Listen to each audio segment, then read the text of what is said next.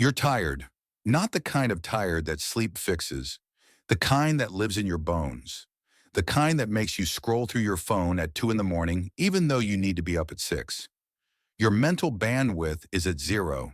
The notifications start before you've even opened your eyes. Emails, messages, news alerts screaming that the world is burning. Again, you wake up already behind, already drowning. You're being attacked by 1,000 small cuts every single day. But here's what nobody tells you. This isn't normal exhaustion. This is spiritual warfare. You're not just tired from work. You're tired from being plugged into a machine that feeds on your attention like a parasite. Doom scrolling, notification hell, the endless grind where everyone's performing and nobody's living. You've become a reactor. Something buzzes, you respond. Someone posts, you consume. The algorithm feeds you dopamine hits just strong enough to keep you coming back, but never enough to actually satisfy you. Brain fog isn't a symptom anymore, it's the default state. Look around you. Everyone's staring at screens, faces lit by that blue glow, eyes empty. You're one of them. Living like an NPC, running scripts written by notifications. And the worst part? You've forgotten what silence feels like. Real silence. Not the fake kind where you're just waiting for the next ping. The kind that actually lets you hear yourself think. So what does the world tell you to do about it? Optimize your morning routine. Hustle harder. Grind through it. Wake up at 5 a.m. like some CEO. Do 70 things before breakfast. And somehow that's supposed to make you less exhausted? That's not a solution. That's just more noise to fix the noise. A treadmill disguised as progress. They sell you apps to manage your apps. Productivity tools to optimize your productivity tools. You're medicating symptoms while the disease gets worse. Or maybe you choose the other path. The collapse. Come home, turn your brain off, let Netflix autoplay another episode you won't remember. Scroll TikTok until your eyes burn. Order food you don't even taste. Distraction is medication. But here's the truth the self-help gurus won't tell you. You can't think your way out of a spiritual problem. You can't hack your way out of emptiness.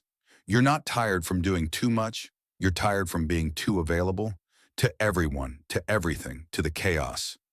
Your soul has been stretched so thin across so many inputs, so many demands, that there's nothing left that's actually you. You check your phone 47 times before noon, not because you're expecting something important, because you've been trained. Pavlov's dog, except the bell is a notification, and the reward is a tiny hit of dopamine that wears off in seconds. The attention economy has turned you into a product. Your focus, your time, your mental energy, it's all being harvested, packaged, and sold while you sit there thinking you're just staying connected. You're not connected, you're captured. And the saddest part? You call this rest. You finish a day of mental exhaustion, and your idea of recovery is scrolling through more content, watching more videos, consuming more opinions about things that don't matter. That's not rest. That's switching from one form of noise to another. Real rest requires real silence, and silence terrifies you now. Because when it's actually quiet, when there's no distraction, you have to face what's really there.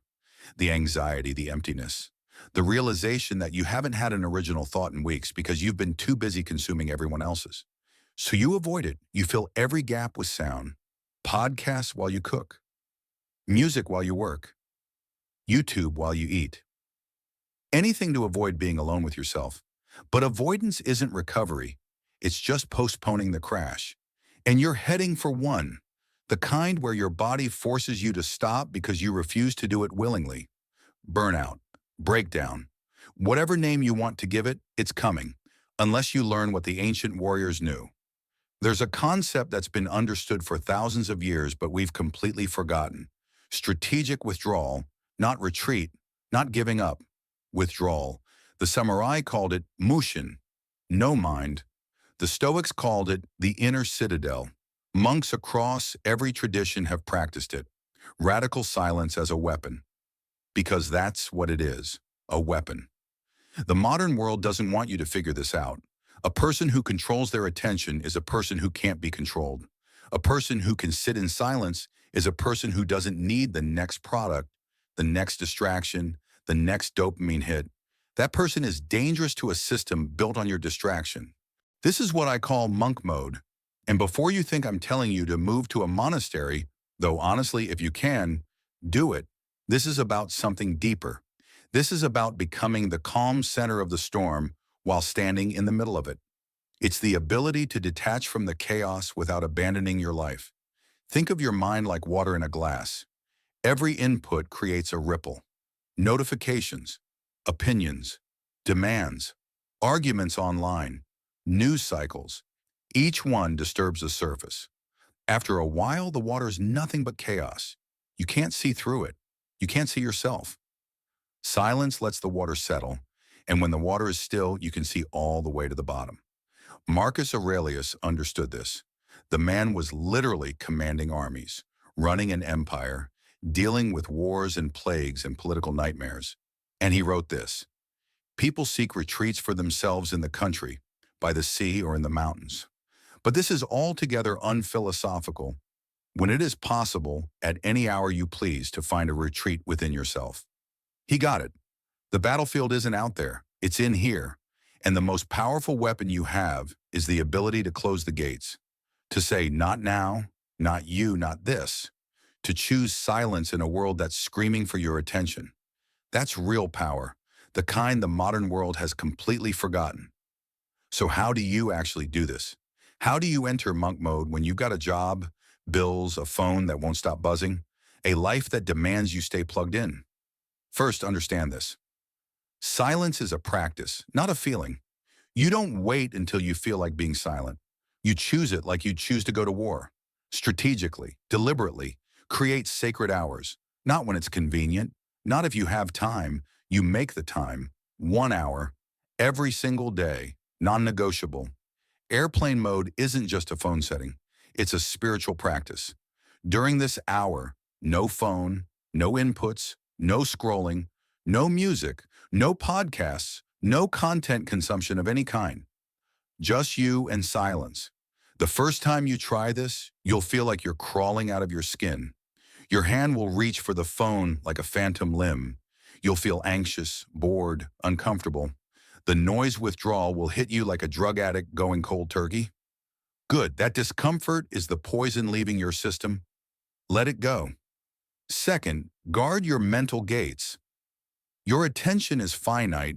It's the most valuable resource you have. More valuable than your time, more valuable than your money. Because without attention, you can't use either of those things effectively. Stop saying yes to every meeting, every message, every quick question. Start treating interruptions like what they are: attacks on your ability to think. Unsubscribe from the noise, literally and metaphorically. Every notification you allow is a doorway you're leaving open for chaos to walk through. Close the doors. Third, build your inner dojo. This is your practice. Maybe it's meditation. Maybe it's sitting with coffee and staring at a wall. Maybe it's walking without headphones. Maybe it's training your body until your mind finally shuts up. Find the practice that returns you to yourself. Then protect it like your life depends on it, because it does. Fourth, operate from stillness, not reaction. When you practice silence, something fundamental shifts. You stop being reactive. Someone sends an angry email? You don't fire back immediately. You pause. You choose your response. Someone tries to pull you into drama? You observe it like weather passing through. You don't need to participate in every storm. This is the difference between being controlled and being in control. Here's what happens when you master silence. The world doesn't get quieter, you do. The chaos is still there. The notifications still come. The demands still exist. The world is still on fire. But they don't touch you the same way anymore. You've built something inside that the noise can't penetrate, an inner fortress. The Stoics were right about this. While everyone else is being swept away by every emotional wave, every trending topic, every manufactured outrage, you're standing still. You become the calm center of the storm. People will notice. They'll ask what changed. They'll say you seem different, more focused, more present, less reactive. They might even get uncomfortable because you're not playing the game anymore. Let them be uncomfortable. Your work improves because you're not scattered across 1,000 tabs. Your relationships deepen because you're actually there when you're with people, not half present while your mind runs through notification withdrawals.